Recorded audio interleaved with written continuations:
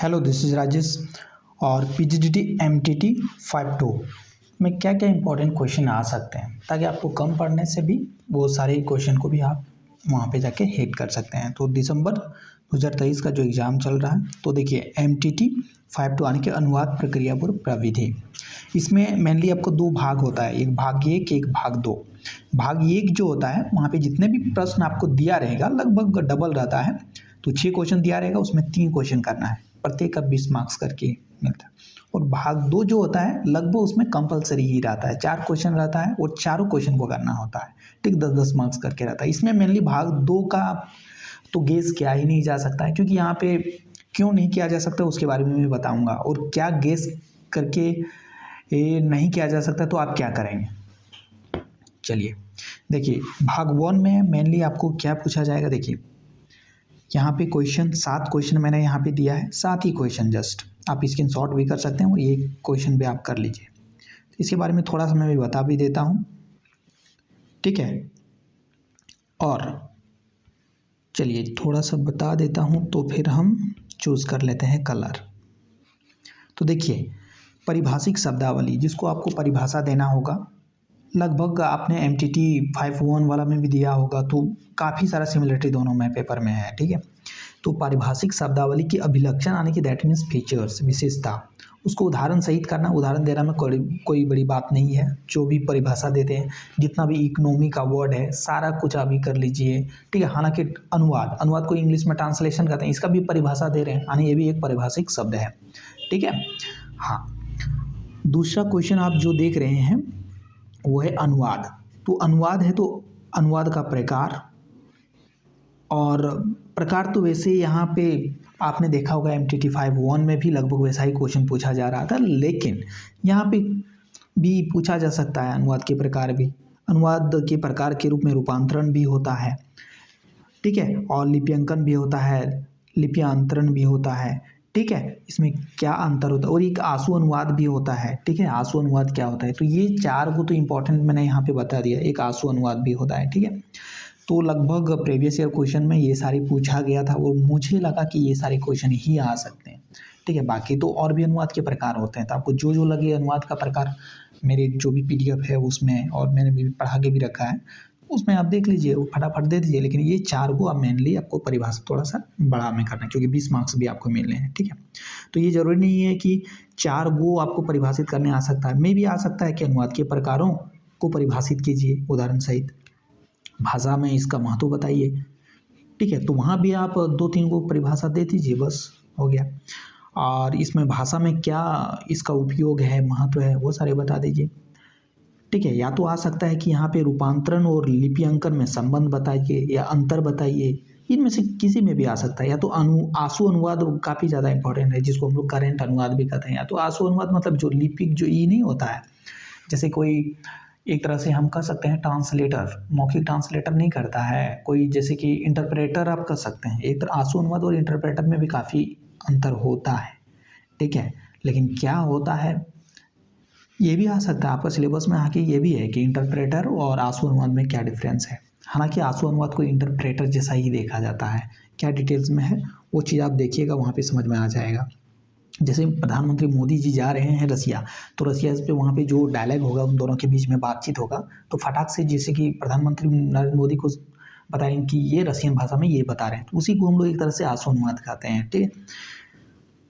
अनुवाद के प्रक्रिया के परिभाषित करते हुए इसके विभिन्न चरणों को सुधार। विभिन्न चरण मतलब अनुवाद हम लोग करते हैं, सबसे पहले क्या करते हैं अनुवाद करने के लिए प्रोसेस, कोई भी भाषा को समझते हैं, यानी कि सोर्स लैंग्वेज और जो टारगेट लैंग्वेज, उसके बीच में हम लोग प्रोवर्ब्स वगैरह जो भी उसके विशेष संस्कृति से जुड़ी हुई प्रोवर्ब्स है, ठीक है। हिंदी में जैसे प्रोवर्ब्स आप जानते हैं, ठीक है, कहावत वगैरह, तो वो सारी चीज़ें को प्रक्रिया में हम लोग किस तरह से अनुवाद करते हैं। तो छांटने का प्रक्रिया जो आपने ये बनाया था ना प्रोजेक्ट पीजीडीटी का, तो बस वही चीज़ से हो जाएगा आपका।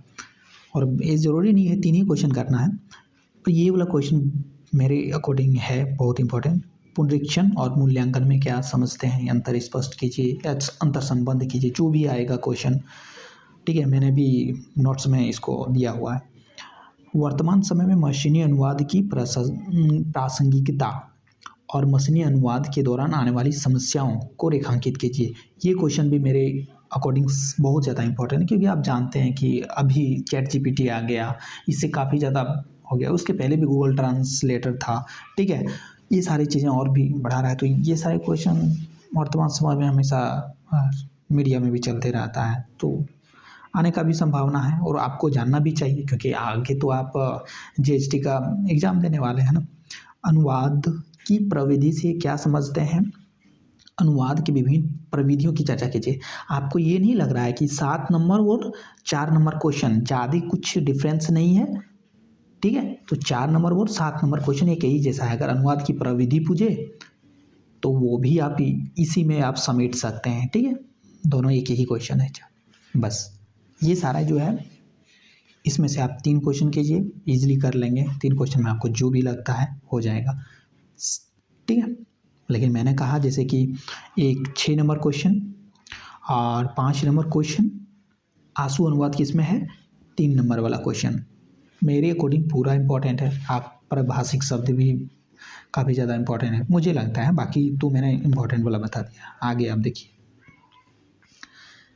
दूसरा नंबर जो है आपका है भाग 2, यानी कि इसमें 4 क्वेश्चन करना है और यहाँ पे नहीं किया जा सकता है इसलिए, क्योंकि इसका रीज़न मैं बता रहा हूँ, क्योंकि यहाँ पे 4 क्वेश्चन जो दिया रहता है ना, अनुवाद करने के लिए दिया रहता है। पहला नंबर तो ये दिया रहता है 5 शब्द यानी 10 शब्द दिया रहता है, उसको आपको या तो लिप्यंतरण क्या रहता है करने के लिए देता है, 5 दे दिया उसमें हिंदी का, 5 दे दिया इंग्लिश में, इस तरह से दे सकता है, ठीक है। या तो पाँचों का पाँचों अनुवाद करने दे सकता है, इस तरह से जैसा भी देगा वहाँ पे, ठीक है। 5 इंग्लिश का दे दिया तो उसको हिंदी में कीजिए, और 5 हिंदी का दे दिया तो उसको इंग्लिश में कीजिए, या दोनों मिला के बोल देगा कि 5 को कीजिए, जैसा भी।